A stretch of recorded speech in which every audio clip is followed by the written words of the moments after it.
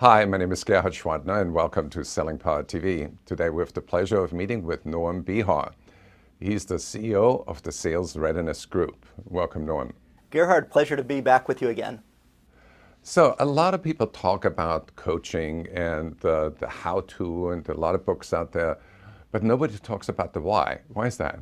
I think that there's such an emphasis on how to coach, and you're right, if you look at most of the books or most of the literature, it's about coaching models. Those are very important, but I really like to back it up a little bit and think about coaching from the perspective of why should I coach? So what's the motivation to coach? When should I coach? And then how to coach. So let's start today with the why behind sales coaching. That sounds good. So why? Well, I think when you think about all the different activities a manager has to do, they can manage performance, they can attend meetings, they can go to conferences.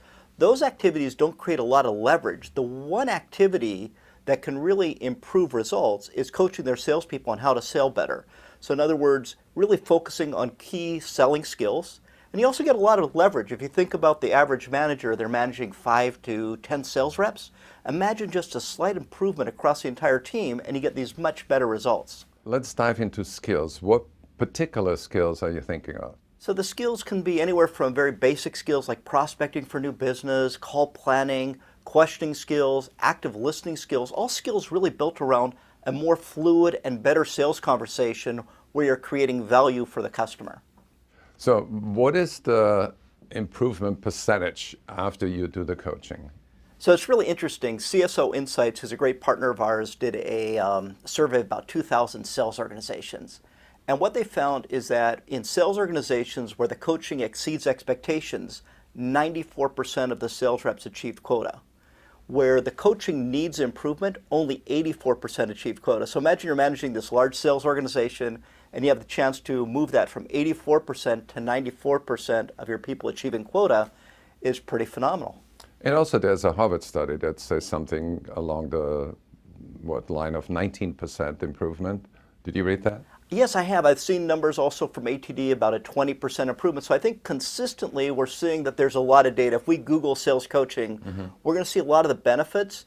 But I think from just a very basic standpoint, managers are often resistant to sales coaching. They feel like they may not know how to coach. A lot of times we run polls, they feel like they don't have the time to coach, which is really interesting.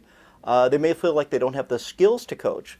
So there's a lot of reasons why managers may not coach, even if they look at the data. So there's something going in my mind, which is, do you think that a certain percentage of sales managers out there, they actually have a fear of coaching? I think they do. I think that there is a fear of coaching because they were once individual contributors for the most part. They were in sales. They know how to sell. And I think it's very difficult for them to move from the position of being an individual contributor to being a manager. And I think it really requires a coaching mindset. So you have to kind of shift from the mindset of I am actually selling to I am empowering others to sell. And again, when you're managing 5 to 7 people and you're empowering others, it's pretty profound. So what are you saying, managers don't have enough time? How do you resolve that issue? I think that's a really interesting question because we know sales managers work really long weeks. A lot of them have to travel. As I mentioned, they have to manage performance, they have to go to conferences, they have to attend meetings, so they may have to hire new people. And so I think that it is a legitimate concern, where am I going to find the time? And initially, coaching takes a lot of time and patience. As I mentioned, it's a different mindset. And so they're right, it is going to take more time up front. But focusing only on time is really short-sighted because as they start to coach, people become empowered and then they're no longer going to be the chief problem solver. So a manager who doesn't coach is really sometimes going from one fire to the next fire, kind of just acting as a chief problem solver. And what I want them to do is to really slow down, start to coach their people, which will take more time initially, but will actually have a huge time savings over time as their team becomes more empowered and develops better skills. I think it's a wonderful investment. So thank you so much for sharing all your information. Tomorrow we are going to continue with Norman. We talk about when to coach. We talk about coaching moments.